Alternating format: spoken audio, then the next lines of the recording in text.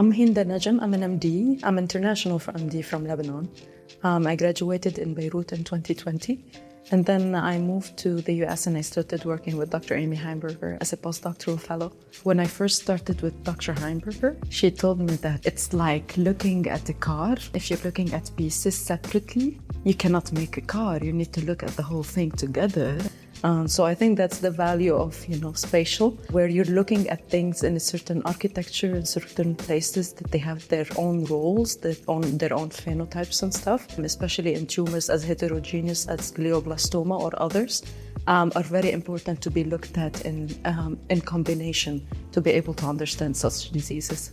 So the value of COMET itself and what it allowed us to reach our scientific goals, we were looking for something that gives us a very high resolution, spatial high resolution. Not only high quality, it's because also of the feasibility of it, and then it's very cost effective as well. We were able to increase our input from let's say 7-10 markers up to 40 markers.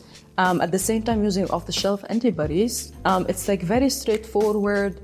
You're using also like 2 secondaries only, so there's not a lot of cross-reactivity in between channels. If you're focusing on one project, let's say you have 20 slides, you have 10 new antibodies you need to optimize, it can be done in like 2 weeks. Within CNS diseases, we have been able to validate up to 300 plus, proteins and antibodies with the COMET platform. What excites me about my work, I think it's the discovery. So every day is a new day, and every day is a new data and new findings. This is the part of the research. The other part is helping the patients. I see the importance of spatial and multiplexing in a clinical setting. You can now use the same slides for multi-omics analysis, not only proteomics. So that adds a lot of more value, especially for certain blocks of human samples that are very precious, which helps also downstream bioinformatic analysis and alignments of the images.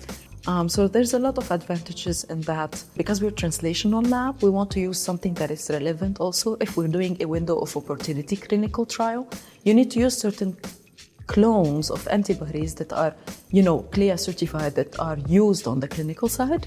And then we've been validating those, and they work really nicely on the COMET.